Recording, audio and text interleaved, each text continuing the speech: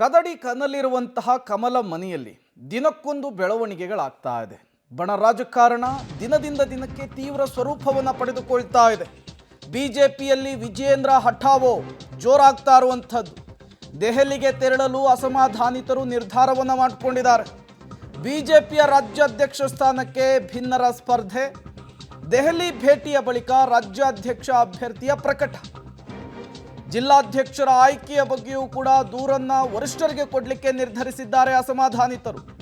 ಈ ಮೂಲಕ ರಾಜ್ಯ ಬಿಜೆಪಿಯಲ್ಲಿ ವಿಜಯೇಂದ್ರ ಹಠಾವೋ ಅಭಿಯಾನ ಏನಿದೆ, ಅಸಮಾಧಾನಿತರ ಕಿಚ್ಚೇನಿದೆ, ಅದು ಕಾಡ್ಗಿಚ್ಚಿನ ಸ್ವರೂಪವನ್ನು ಪಡೆದುಕೊಳ್ತಾ ಇದೆ. ದಿನಕ್ಕೊಂದು ಬೆಳವಣಿಗೆಗಳಾಗ್ತಾ ಇದೆ. ಈಗ ಪಾರ್ಲಿಮೆಂಟ್ ಸ್ಟಾರ್ಟ್ ಆಗಿದೆ. ನಾವೆಲ್ಲರೂ ಅವರು ಹೇಳಿದ್ದಾರೆ, ಅಲ್ಲಿ ಪಾರ್ಲಿಮೆಂಟ್ ಸ್ಟಾರ್ಟ್ ಆದ್ಮೇಲೆ ನಾವೆಲ್ಲರೂ ದಿಲ್ಲಿಗೆ ಹೋಗೋರಿದ್ದೀವಿ. ಅಲ್ಲಿ ಕೂತು ಇನ್ನೂ ಅಲ್ಲಿಯೂ ಏನು ನಮ್ಮ ಎಂ ಪಿಗಳಿದ್ದಾರೆ, ಕೇಂದ್ರ ಸಚಿವರಿದ್ದಾರೆ, ಎಲ್ಲರನ್ನ ಕೂಡ್ಕೊಂಡು ಚರ್ಚೆ ಮಾಡಿ ಅಂತಿಮವಾಗಿ ಯಾರು ರಾಜ್ಯಾಧ್ಯಕ್ಷರಾಗಬೇಕು, ಸಾಮಾಜಿಕ ನ್ಯಾಯ ಇರಬೇಕು, ಎಲ್ಲ ಸಮುದಾಯಗಳಿಗೆ ಹಿಂದುಳಿದ ವರ್ಗ, ಪರಿಶಿಷ್ಟ ಜಾತಿ, ಪರಿಶಿಷ್ಟ ಪಂಗಡ, ಒಕ್ಕಲಿಗ, ಲಿಂಗಾಯತ ಯಾವ ಸಮುದಾಯಕ್ಕೂ ಅನ್ಯಾಯ ಆಗದ ರೀತಿ ನಾವು ಸಂಪೂರ್ಣ ವಿರೋಧ ಇದ್ದೀವಿ. ಅವರ ಜಿಲ್ಲಾಧ್ಯಕ್ಷ ಮಾಡಿದ್ದಕ್ಕೆ ನಮ್ಮ ಒಪ್ಪಿಗೆ ಇಲ್ಲ. ಅದನ್ನೇ ನಮ್ಮ ಮೊದಲೇ ಇದು. ಅವ್ರು ಯಾರನ್ನೇ ವಿಶ್ವಾಸಕ್ಕೆ ತೊಗೊಂಡಿಲ್ಲ.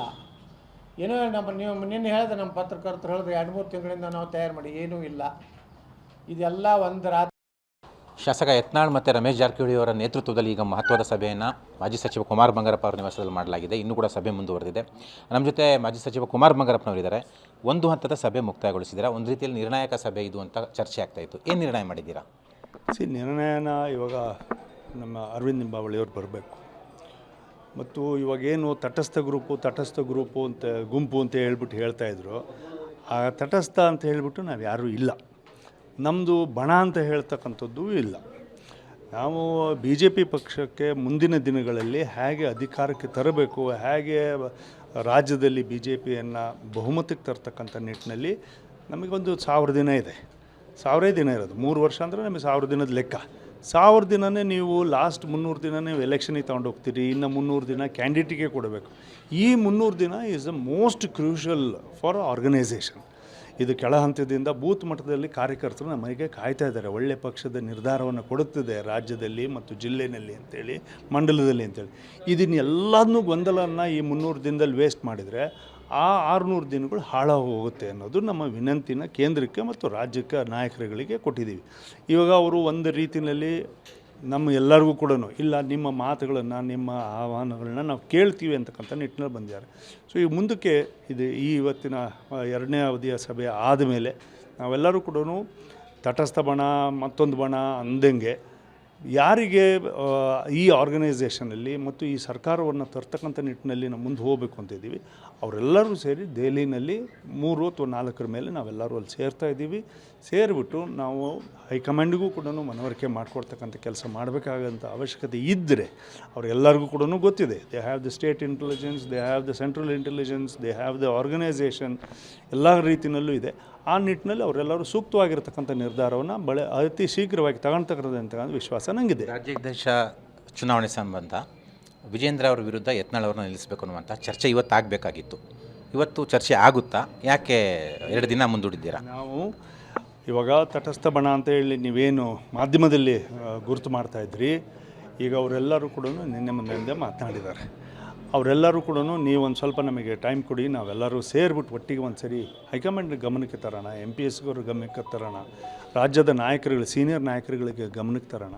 ಒಂದೇ ಸರಿಗೆ ನಾವು ಚುನಾವಣೆಗೆ ಸಿದ್ಧ ಅನ್ನೋದು ಓಕೆ. ಆಂತರಿಕವಾದ ಪ್ರಜಾಪ್ರಭುತ್ವದಲ್ಲಿ ಮಾಡಬೇಕು, ಅಪ್ಲಿಕೇಶನ್ ಹಾಕೋಕ್ಕೆ ಅವಕಾಶ ಪಾರ್ಟಿನಲ್ಲಿ ಇದ್ದೇ ಇದೆ, ಅದನ್ನು ಮಾಡ್ತಾ. ಬಟ್ ಮಾಡಿದರೆ ಪ್ರೋಸ್ ಆ್ಯಂಡ್ ಕಾನ್ಸ್ ಏನಾಗುತ್ತೆ ಅನ್ನೋದಕ್ಕೋಸ್ಕರ ಹೇಳಿದ್ದಾರೆ.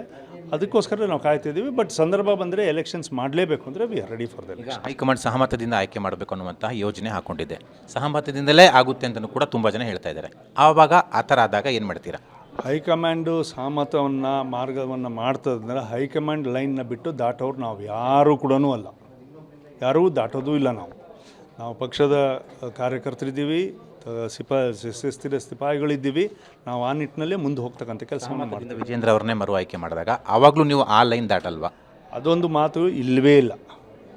ಇಲ್ಲೂ ಇಲ್ಲ, ನಮ್ಮ ಮತ್ತು ತಟಸ್ಥ ಅಂತ ನೀವೇನು ಒಂದು ಬಿಂಬ ಮಾಡಿದ್ದೀರಿ ಅದರಲ್ಲೂ ಇಲ್ಲ.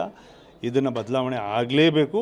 ಆದರೆ ಮಾತ್ರ ಇಡೀ ರಾಜ್ಯದ ರಾಜಕಾರಣಕ್ಕೆ ಮತ್ತು ಪಕ್ಷಕ್ಕೆ ಒಳ್ಳೆಯದಾಗುತ್ತೆ ಅನ್ನೋದು ವಿಶ್ವಾಸ. ಲಾಸ್ಟ್ ಪ್ರಶ್ನೆ, ಜಿಲ್ಲಾಧ್ಯಕ್ಷರ ಆಯ್ಕೆ ಬಹುತೇಕ ನೀವೆಲ್ಲ ಜಿಲ್ಲೆಗಳದ್ದು ವಿರೋಧ ಮಾಡಿದ್ದೀರಾ.